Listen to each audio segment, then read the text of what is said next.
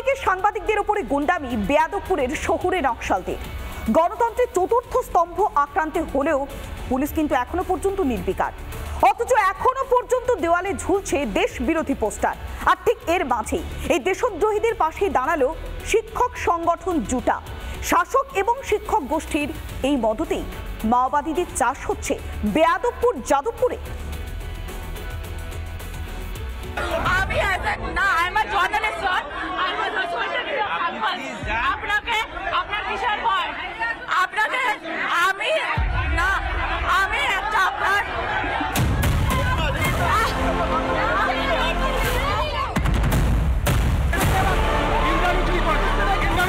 রাজ্যের প্রথম সারির শিক্ষাক্ষেত্র এখন দেশদ্রোহী তৈরির আঁতুর ঘরে পরিণত হয়েছে।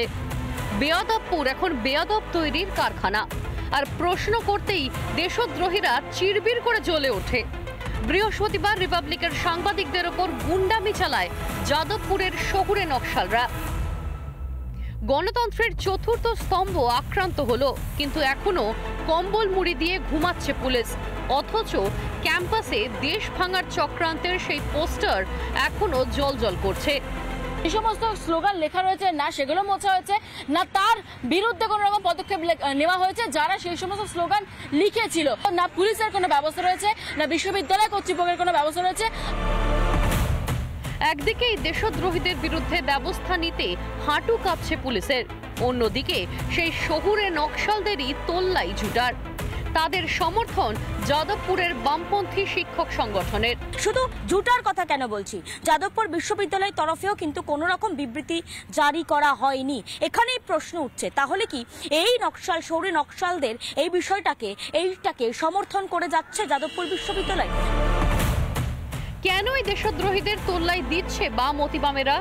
শূন্য বামেরা কি তবে শহুরে নকশালদের কাঁধে বন্দুক রেখে ভেসে থাকার চেষ্টা করছে? যারা এটা করেছেন তারা বামপন্থী নন, আমি তো বলি তারা আরএসএস এর পেইড এজেন্ট। সেটাও তদন্ত হওয়া দরকার। এই ঘটনাকে বিকৃত করবার জন্য এরকম আমরা দেখেছি কিভাবে পেইড এজেন্টকে রাখা হয়। কেউ পূরণ করছে নিজেদের রাজনৈতিক অভিসন্ধি, আর কেউ মেতে ক্ষমতার লড়াইয়ে।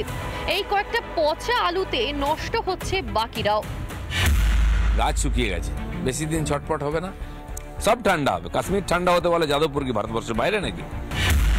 এটা যদি ছাত্রদের সঙ্গে বিরোধে যান তাহলে তারা ঢুকতেই পারবে না, তারা তো বাঁচতেই পারবে না ওখানে। তারা সেই জন্য এই পথ বেছে নিয়েছেন।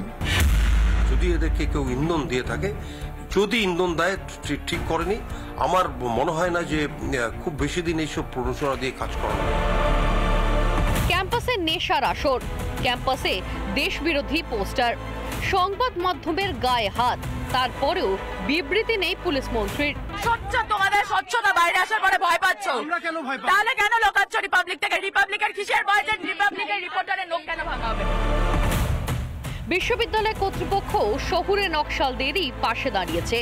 বিশ্ববিদ্যালয়কে দেশদ্রোহীদের আঁতুড়ঘর বানানোর পিছনে কাজ করছে রাজনৈতিক অভিসন্ধি। রিপাবলিক বাংলা। নানা ধরনের কন্টেন্ট দেখার জন্য লাইক করুন, শেয়ার করুন আমাদের ফেসবুক পেজ, সাবস্ক্রাইব করুন আমাদের ইউটিউব চ্যানেল। পাশাপাশি অন্যান্য ব্রেকিং নিউজের জন্য অবশ্যই চোখ রাখুন রিপাবলিক বাংলায়।